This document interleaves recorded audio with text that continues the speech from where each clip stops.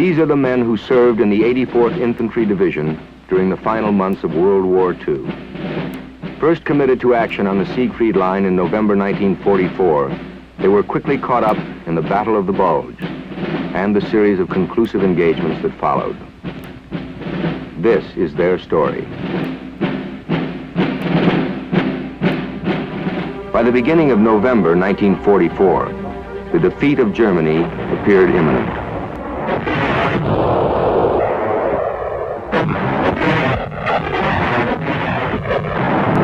To the east, Russian armies had pushed their way through Poland and the Balkans.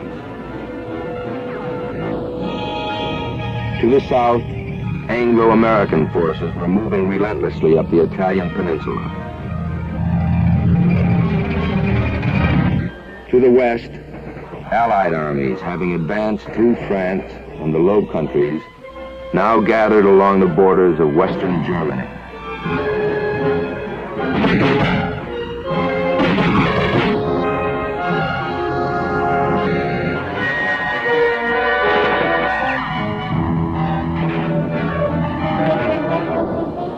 Altogether, we were on the Siegfried Line for about 3 weeks, and my memories of that are pretty much blurred. It was mostly mud and cabbages, and every now and then we did have a slight move forward, but for the most part we were just in the foxholes, usually filled with water.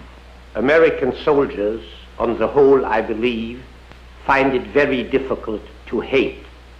We spoke of the Germans and thought of the Germans as our enemy, but there was no such thing as violent hatred. The non-commissioned officer in the American Army is unique. He has to be the leader of his men, but many of the men under him can also be leaders. One of the chief problems that faces any replacement officer is measuring up to the opinions the men had of the officers that commanded them before. And after we got all the battalions settled down in their foxholes for the night, I dug out a pair of blue silk pajamas that my wife had insisted that I put in my bedroll, and put them on and crawled in my bedroll to sleep for the night. Of course, this news spread around over the battalion immediately, and my purpose was achieved because all of the men felt that if the old man had gotten in his silk pajamas and gone to bed, that certainly there was no trouble or they weren't in great danger, so they relaxed and were able to get a good night's rest. These are the men who served in the 84th Infantry Division, a division that distinguished itself in a series of critical engagements during World War II. Thus, this story could be the story of any infantry division where the uncommon virtues of courage, endurance, and self-sacrifice became the commonplace.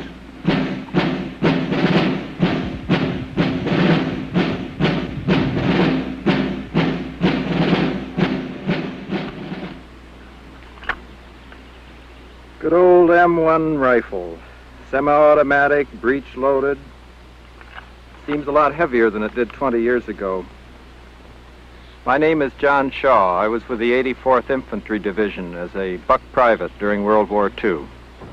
I was one of these ASTP boys, 3,000 of us shipped down to the 84th Division in April before we went overseas in 1944. And we were trained hard and sent overseas in September, and we're in England for a while, and then we caught the Red Ball Express. And then before we knew it, we were right on the edge of the line, ready to go into combat. And we were all of us kind of wondering what things were going to be like. We could see the shells going off, we could hear them, and we were all sort of nervous, but I don't think anyone was really fully conscious and aware of what was going to happen. The men of the 84th Division had managed to penetrate the enemy lines a few hundred yards east of the Dutch frontier. But the Siegfried Line barred the way to further advance. This fortified zone of tank traps, gun emplacements, and pillboxes had become a shield behind which weary German troops now assembled.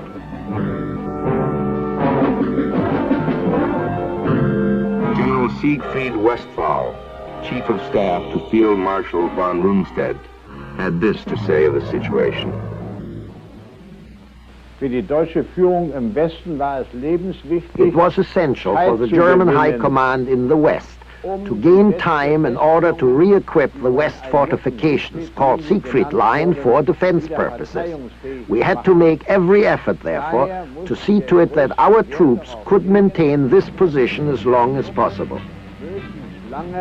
Westlich dieser Siegfried-Linie, also noch in Belgien und Luxemburg behaupten konnten.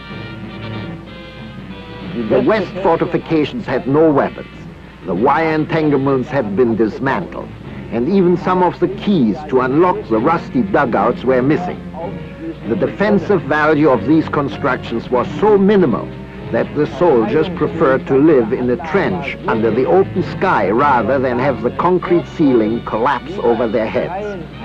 We reported this to Hitler, who flew into a rage and retorted, "The whole world trembles in fear of this phenomenal achievement of German technology."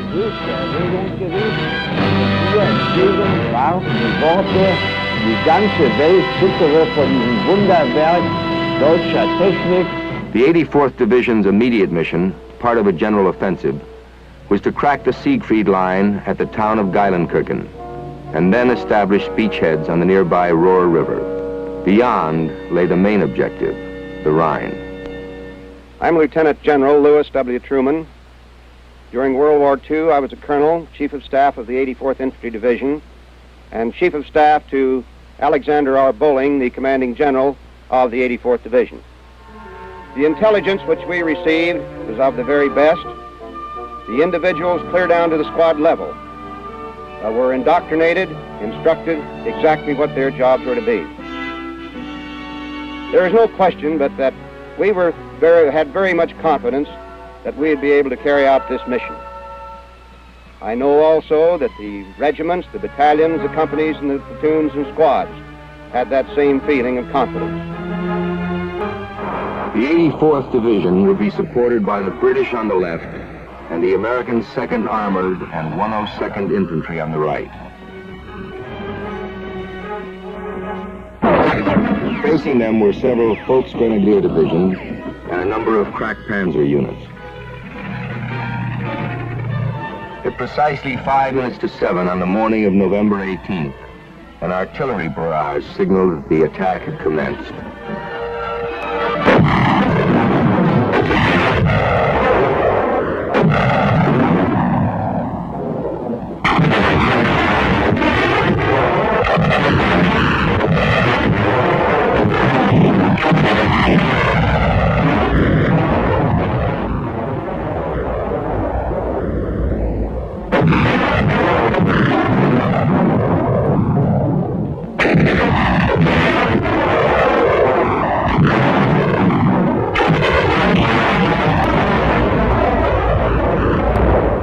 Geilenkirchen was about 3 miles away from where we were, and so happened that our regiment was leading the attack, and happened to be in the 1st platoon of the 1st company, and I happened to be in the 1st squad of the 1st platoon, and so happened that I was the 1st scout.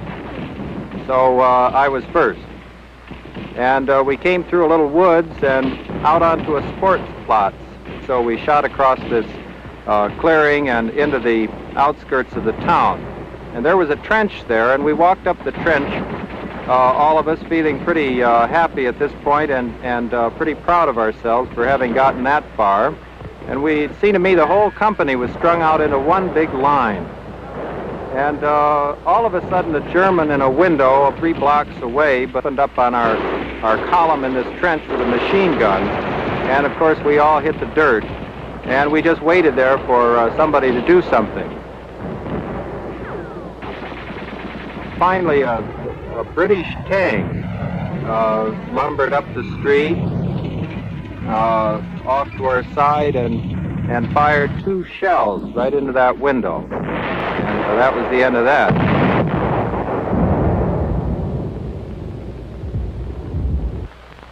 I'm Richard K. Hawkins. I was a first lieutenant with A Company 334th Infantry of the 84th Infantry Division. It was necessary for complete cooperation between various branches of the Army. And since it was necessary for the infantrymen to attack on foot, seize the ground and hold it, it was also necessary for artillery to neutralize these positions before the infantrymen jumped off. It was a wonderful show of cooperation between these different branches.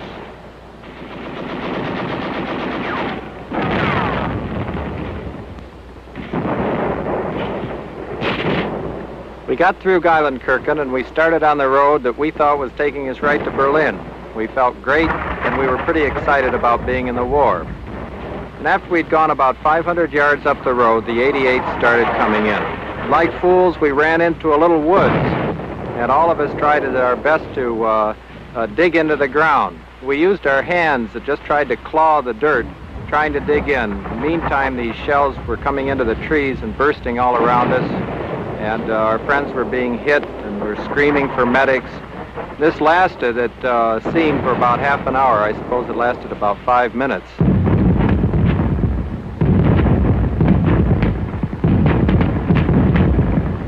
I am Fritz Kramer. I was with the 84th Division as a rather elderly soldier from my 35th to my 37th year. I do remember very clearly now the feelings we had, like all men who go into battle for the very first time. We were uncertain. We were very unsure of ourselves.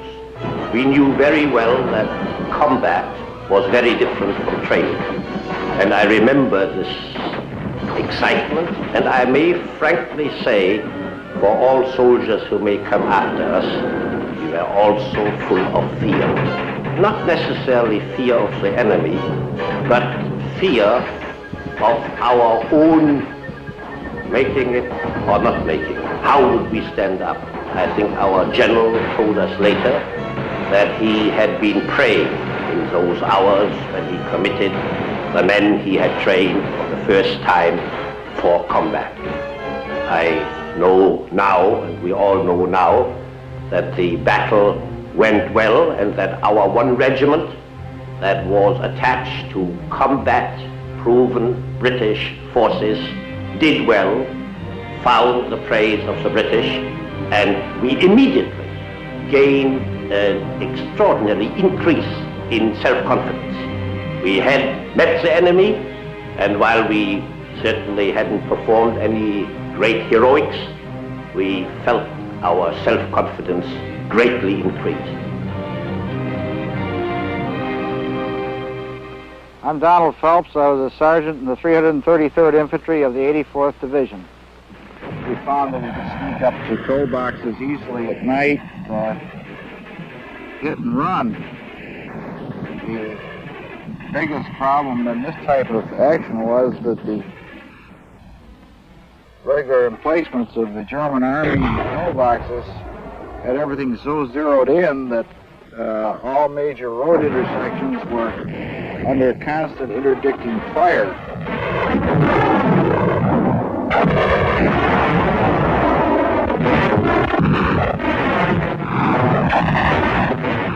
By the 21st of November, the Siegfried line had been dented. The objectives in and around Geilenkirchen had been taken. The 84th now headed for the Rohr River, a few miles distant. General Bolling picked the village of Lenneck as the ideal location for the planned river crossing.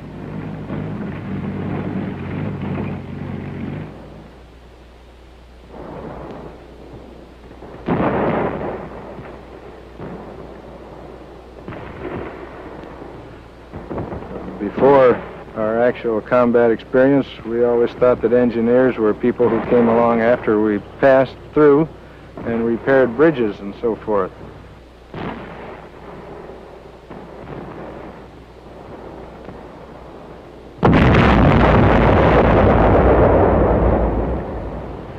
We actually had engineer squads with each rifle platoon whose function was to place explosive charges in pillbox and braziers, and this helped a great deal in overcoming this resistance. In the murderous frontal attack that followed, several discoveries were made. All sectors of the German Western Front had strict orders to relinquish as little German territory as possible. Every inch of ground was to be defended tenaciously.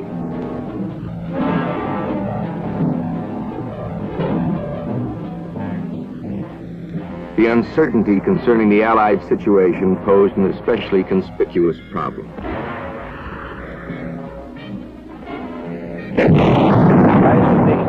One never knows what the enemy has up his sleeve. One does not know for certain how strong he is. One does not know about his disposition. Many things can only be guessed. But there are certain impressions one does acquire. We were of the opinion that the American unit, excellently equipped and under good leadership, was headed for ultimate success, confident of victory. Besides, the command was prudent, advancing step by step, and justly trying to avoid bloodshed wherever possible. Geführt, siegessicher, dem Erfolg entgegensteuerte.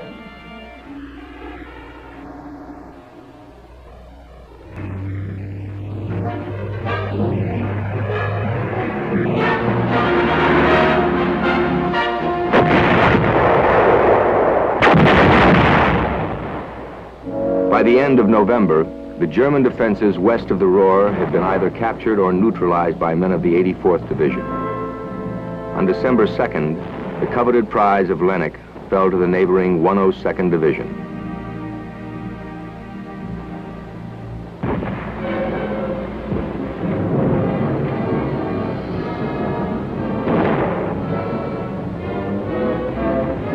To sum up the actions of the 84th Division in the Geilenkirchen area in the Siegfried line, it had reduced or captured 8 strong points or villages.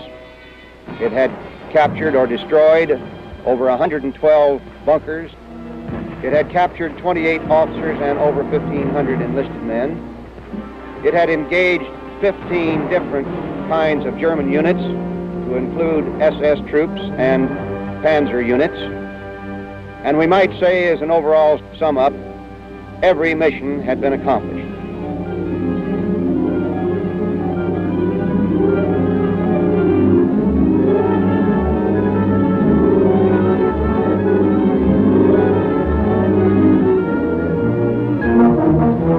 While the Allies made preparations for the crossing of the Ruhr, a major offensive was about to be launched by the combined German forces. The offensive, codenamed Watch on the Rhine, would be more generally known as the Battle of the Bulge. It was Hitler's last opportunity to achieve the initiative on the Western Front, and at least 28 divisions would be engaged in this desperate gamble.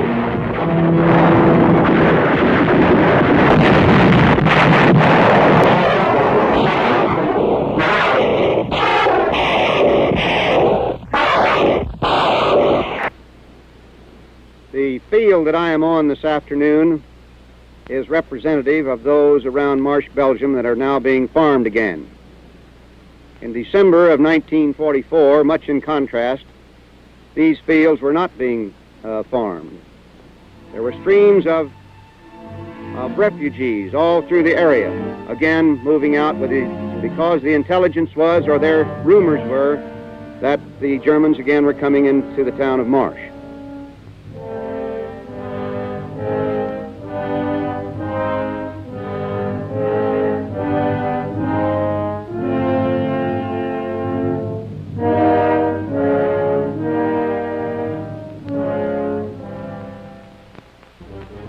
About 9 o'clock on the morning of the 20th of December, General Bolling, along with a couple of staff officers, an aide, and 4 MPs, went to Verviers, Belgium, where the First Army headquarters was.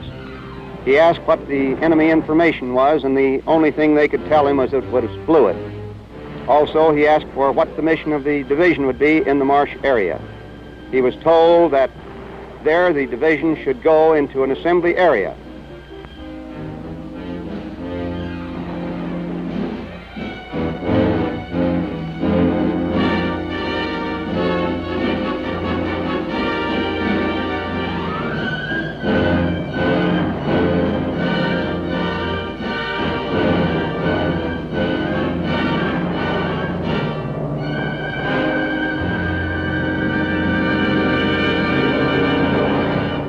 As the front bulged further westward, the principal road centers of La Ruche and Saint-Vit, Belgium, fell to the Germans.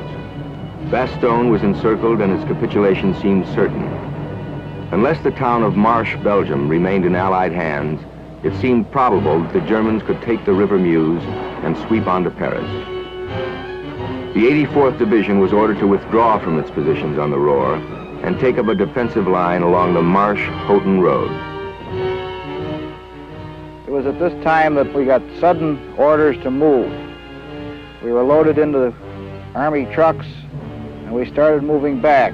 We heard all kinds of rumors.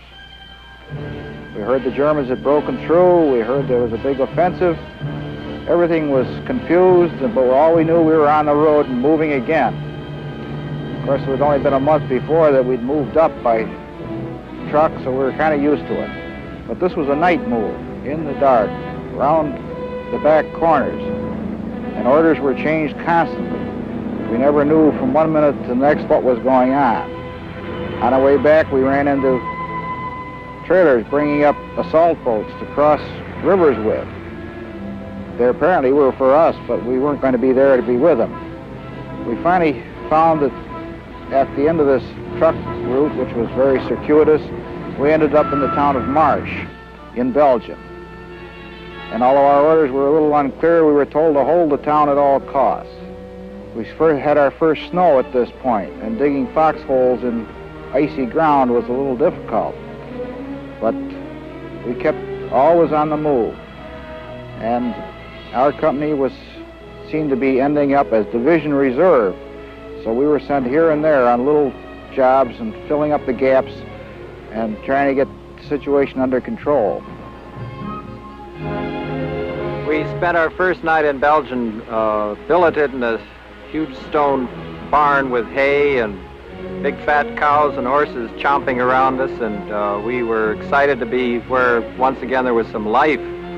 We went down the road and had a nice chicken dinner with some eggs and milk, food that we hadn't had, it seemed like weeks and weeks.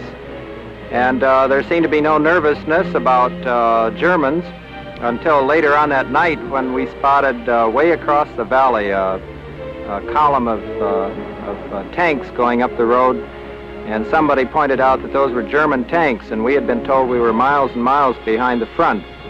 And that's when we realized that there was a good deal of confusion in the general picture in Belgium.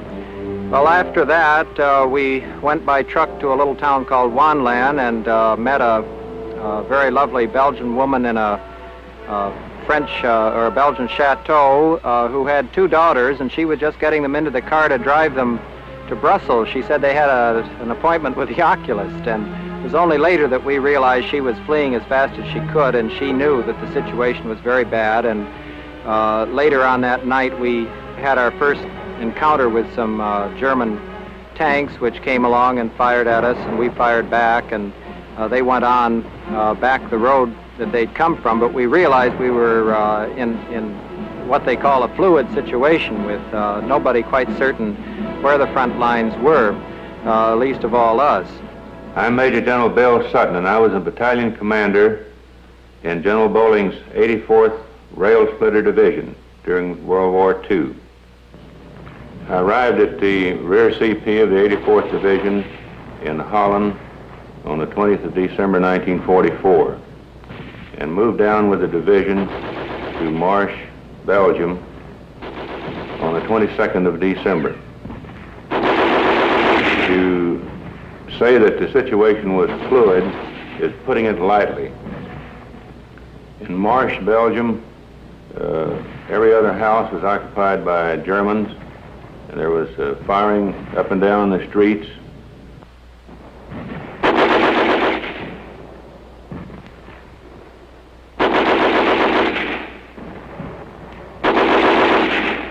The 334th Infantry had organized positions along the front edge of the Marche-Houghton Ridge. I can remember that the foxholes were sometimes 150 yards apart, and they'd been dug in frozen ground, sometimes with the aid of explosives. The position was considerably overextended, and various pockets of German tanks and infantry existed all up and down the line. And during the day, the Germans had infiltrated tanks and infantry into a wooded area back of the front lines and in front of the reserve elements. And they were discovered quite by accident by a small unit going up to reinforce an attack. Took the wrong road and ran into this pocket of German tanks and infantry. And they backed off and reported this. The 84th Division artillery fired on this pocket, which was pretty well defined, and they knocked out all of these tanks and killed several hundred Germans. When the artillery had finished firing, one battalion, I remember the 326, had only 6 rounds of ammunition left. We had other ammunition on the way, but no one knew exactly when it would get there, and it was a rather touch-and-go situation. There are many things imprinted on my mind that will make me always remember the kind of stuff our American soldiers were made of. One incident in particular occurred in the Ardennes during the Battle of the Bulge. We were advancing toward Bâle, Belgium, and a mortar shell came in and wounded several men right close around me. There was one man that was almost in arm's reach of me, and I could see that he was hit badly with the back of his head practically blown off, and he was in a state of shock. I tried to comfort the man, prop his head up until the medics could reach him, and all this time, and I shall never forget this man was trying to apologize for me for being hit, and sorry, almost crying, because he would not get to carry on with the battalion and continue the fight. The Marsch-Houghton line, situated as it was at the extreme tip of the bulge, received the full weight of the German attack. Chance had placed the fate of this offensive in the hands of an American infantry division. For the men of the 84th, there was no question as to what I found the safest place to be in any attack was in the assault wave, because we were upon the enemy before he knew we were coming. We escaped much of his small arms fire, and in addition, we didn't get the retaliation from his artillery that the waves following us got. And in this town, as we did on all of our objectives, each company commander and separate platoon that was ordered to take a certain position followed the practice of writing a message on an egg, on a fresh egg, that they had taken their objective and what time, and sent this by messenger to the battalion sergeant major at battalion headquarters. And this is where we got our fresh eggs as we crossed Germany. As we were leaving for the attack that night, the first sergeant said, "Take it easy and don't get hurt." I said, "Sure, I won't," but I knew right then that I was going to get it, and a half an hour later I did. We had been fighting then for 10 weeks, and we brought back a spirit of feeling of confidence, not only in the staff, but also in the regiments, battalions, and even companies, which really put us in good stead for the future. December 1944. In a last effort to regain the military initiative, Hitler had ordered a major counteroffensive in the Ardennes.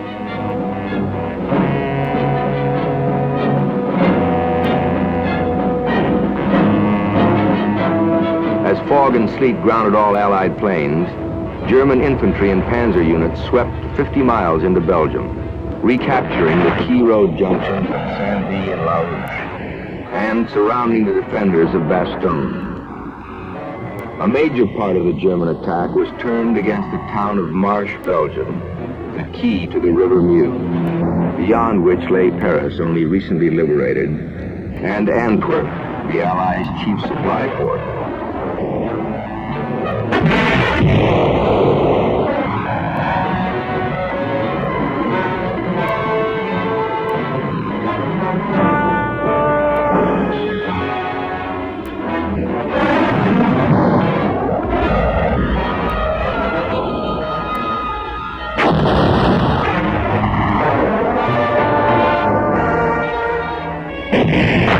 The 84th Infantry Division had hurriedly left the Siegfried line and had taken up defensive positions along the Marsch-Houghton road.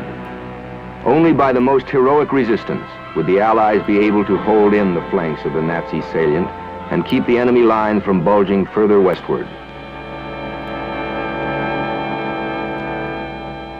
I'm Richard K. Hawkins. I was a first lieutenant with A Company 334th Infantry of the 84th Infantry Division. We were spread over an extremely wide frontage. Our rifle company actually covered close to a mile in width, with foxholes of 2 men each, roughly about 100 yards apart. This is perhaps 4 to 5 times the usual amount of frontage that a rifle company will cover in a defensive situation. There were several times when our forces were attacked by great numbers of tanks. In one instance, near the village of Verdun, approximately 200 enemy infantry and 9 Tiger tanks attacked us and actually overran our position. This was one of the few times in which it became necessary for me to call down artillery fire on our own position.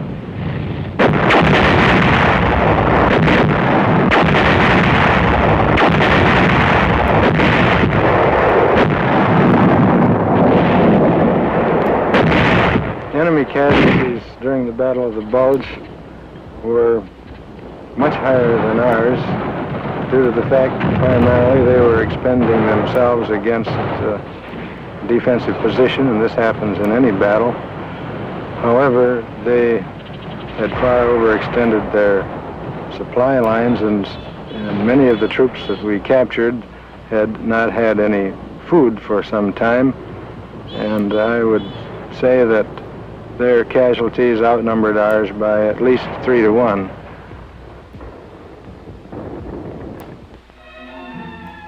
This stately chateau, situated at the edge of the village of Verdun, is the property of a Polish baron.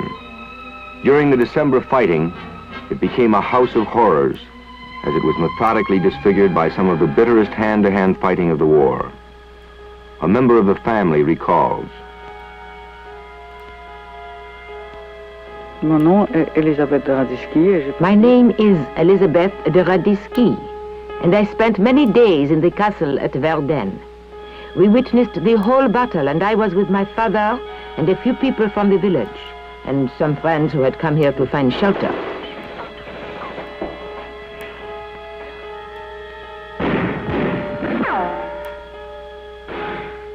We spent 5 days and 5 nights in the cellar of the castle. First came the Germans, then Americans. Generally, we could not tell who was in the castle, although we did notice that the Americans wore rubber soles. They walked softly, whereas the Germans, who wore metal tips, were very noisy.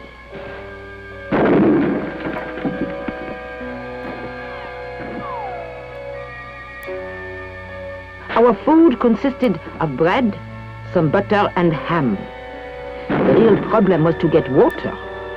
We had to walk through corridors where Germans and Americans were often fighting in order to reach the faucet where we could get the water.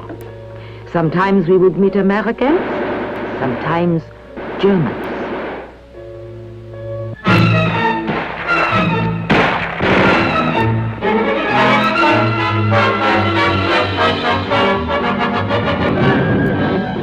A week after the Ardennes offensive had begun, the weather suddenly cleared.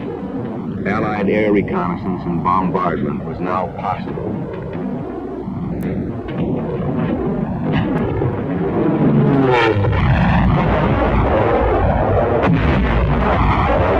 Although Allied air superiority was complete, the ground fighting remained intense throughout the Bulge. The turning point in the battle for Marche came on December 26th.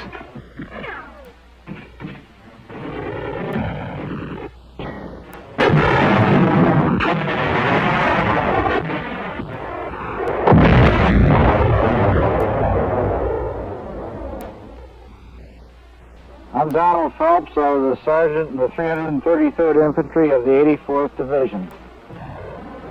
I was leading the company column on the left-hand side of the road, and the company commander was leading on the right-hand side. As we broke over the top of the hill, it became apparent that there were some armored vehicles ahead of us. I knew that we needed something to really go after vehicles of this type with, and that the bazooka, which was being carried by another man farther back in the first platoon, did not come up as fast as I'd like. I found the bazooka back in the platoon behind me, but found the ammunition was across the road. I loaded once, got up real close, and fired. And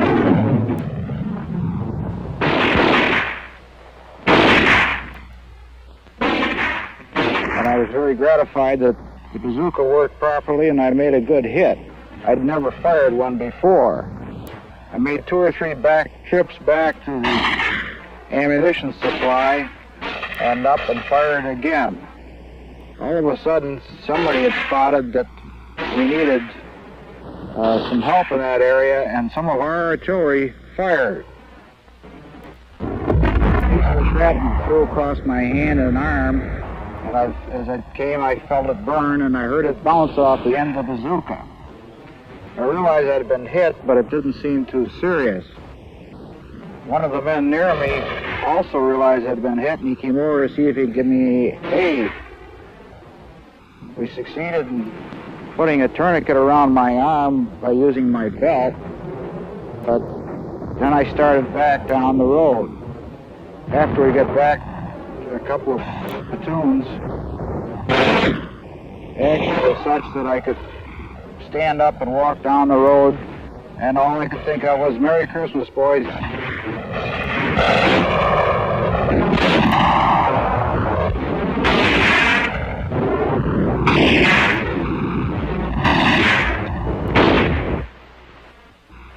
My name is John Shaw. I fought as a buck private with the 84th Infantry Division during World War II. It was excruciatingly cold, and I remember trying to get a drink from my canteen, which was frozen solid. And so we started out through the woods, crouching and moving forward. And then someone yelled fire and shout. And so we started firing and shouting. And the tracers went through the woods, and we moved on in a kind of hysterical way, getting more and more excited as we moved forward and heard more noise and were firing. We went perhaps 20 feet or 25 feet, and all of a sudden there was that terrible noise that a person hates to hear, the little pop of a flare. And it was a German flare, and it lit up the whole woods. There we were, and there they were. The Germans then opened up with machine gun fire in 88s, and I know I had a kind of sinking feeling that this was it. This was the first real fighting that our company had been in, where we were playing with the big boys, and we knew that this was for keeps, and all of us were terrified. These machine gun bullets were firing a few feet off the ground, and then occasionally, as they would rake up and down this line of all through the woods, occasionally they would dip down, and then you'd hear somebody screaming from that section where they dipped down, and they sprayed us just as if they had a garden hose. They sprayed and sprayed, and then the morphed flares went up, and the tanks opened up directly again with 88 fire.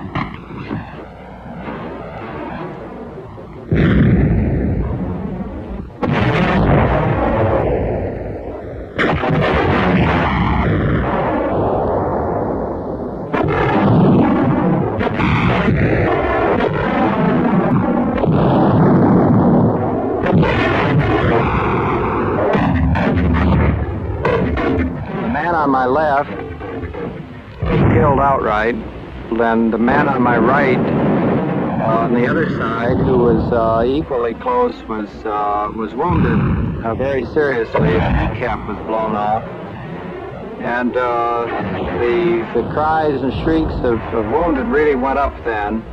And I turned to the man on my right and put a tourniquet on his leg. My name is Major General Bill Sutton, and I was a battalion commander in the 84th Division in World War II. It was critically important for the 84th Division to hold the Marsh-Houghton Ridge and stop the attack. And only by the determination of the officers and men of the 84th Division and the expert leadership of General Bowling, the division commander, were they able to do this.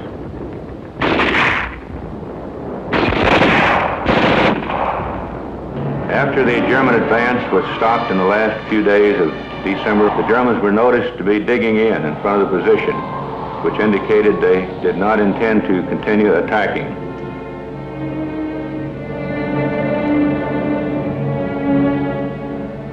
The bulge would bulge no further.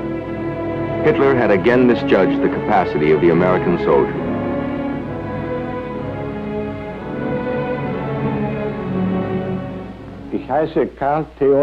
My name is Karl Theodor Siegfried Westphal. My last rank in the German army was that of a general of the cavalry. From the beginning of September 1944 until May 1945, I was commander of the General Staff of Commander-in-Chief West.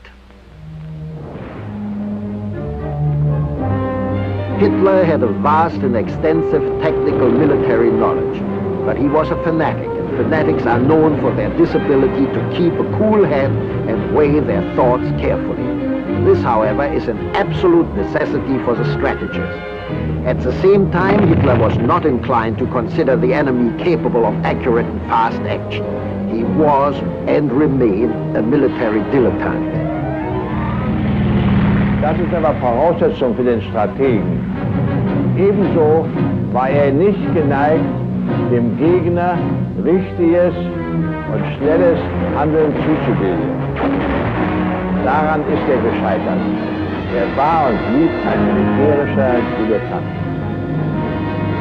The cost to Germany of Hitler's miscalculations would be staggering. More than 250,000 men dead, wounded or captured. At least 1,400 tanks and guns destroyed or abandoned. Slowly and painfully, the remnants of the once proud Wehrmacht retreated behind their shattered western defenses. It was the beginning of the end. By the 3rd of February, the 84th Division had again moved back to their positions on the Siegfried line. Their watery objectives lay before them: the Ruhr, the Rhine, and the Elbe.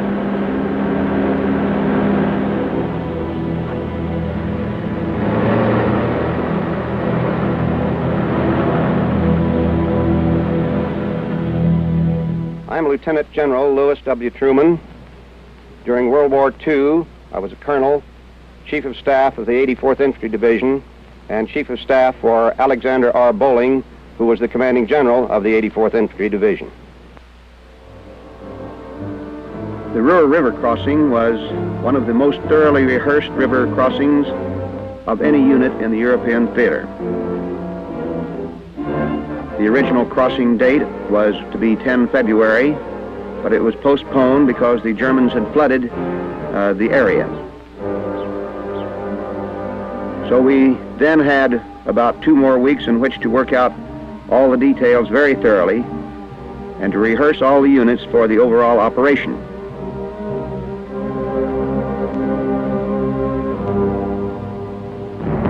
It's amazing that we ever got across the Ruhr River, considering the confusion that takes place during the preparations for the attack. If you can imagine us being pitch dark, with a narrow road, with huge trucks, with fountains for the assault bridges to come later along one side of the road, and a very narrow strip available to move up troops through. When you consider the horrible noise of the artillery preparation, which lasted for 45 minutes prior to our crossing, during which time commands can't be heard, and it's very difficult to give any orders and expect them to be carried out.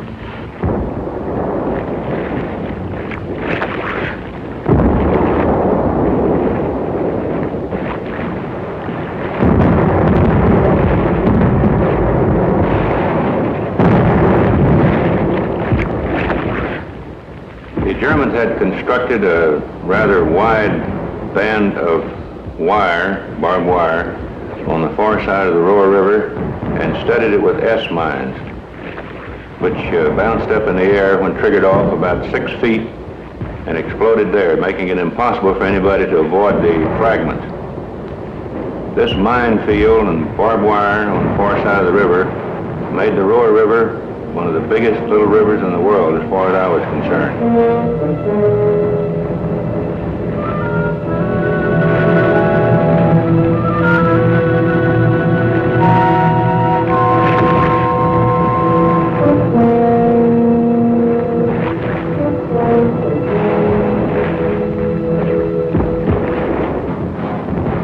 Before that day was over, we had 2 full infantry regiments across. The Germans were caught off balance. They did counterattack us at the town of Ball, but they were unable to organize themselves fast enough. And after 3 days, our position on the other side of the river was secure. It was General Bolling's impression at that time that the German soldier was no longer the same soldier whom we had faced earlier. The point now was to break through all of the resistance and give the enemy no time to catch his breath or to recover even for a moment.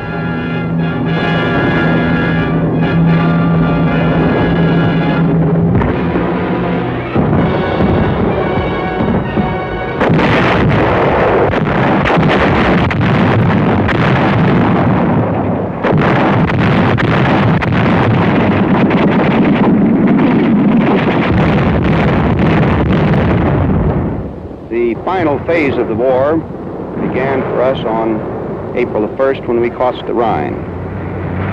Everything that we had was on wheels and they were all turning.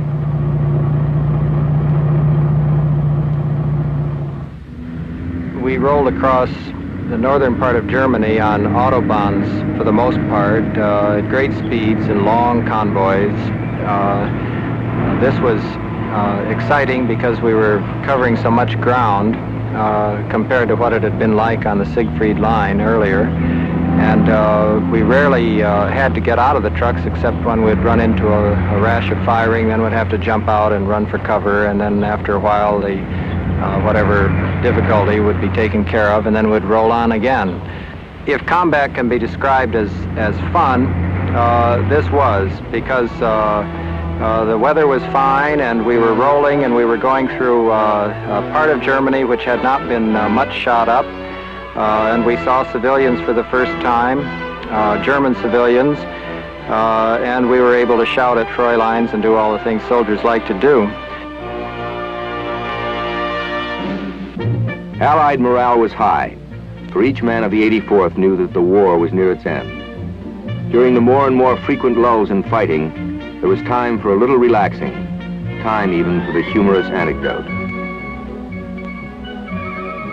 Army rations were pretty good, but one day after too many servings of corned beef, we spotted a half-starved German chicken.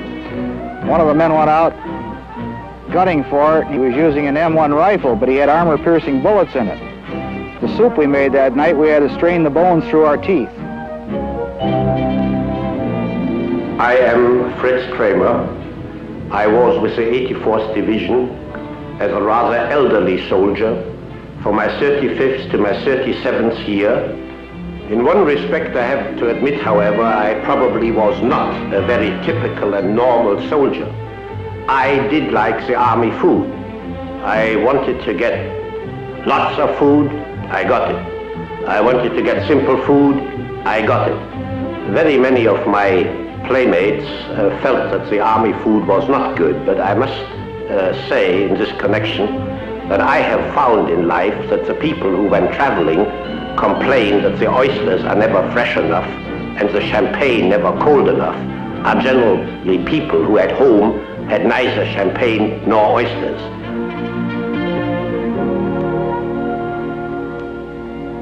There was one fellow that we had who was really sharp at gathering eggs. He knew where they all were. And he gathered a big armful of them one morning. It was very early, about 5 o'clock, and he was just coming around the corner of a building, and a German officer came around the other way.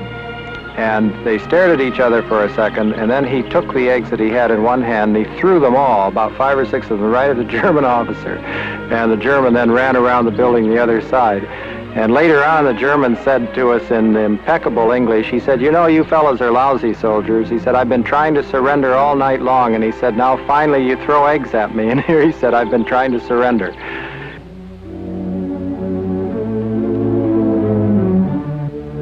But there were other German soldiers who found surrender less of a problem.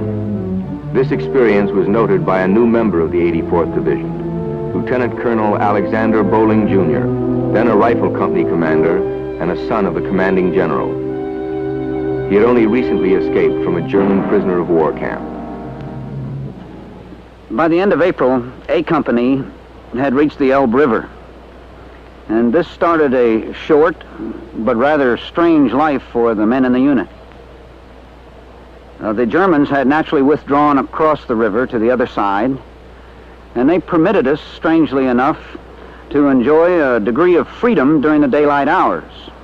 We actually could go out into the river and fish, near our banks, of course. But at nighttime, any movement along the river whatsoever drew fire. At that particular time, there was a degree of mixed emotions among the men in the company. There was that particular feeling in which they wanted to go on and be the first unit into Berlin, which had been the division objective ever since they landed in Europe. And at the same time, the soldiers, I don't believe, wanted to have the honor of being the last man, the last casualty in the war. And I must admit the Elbe looked very wide at that time.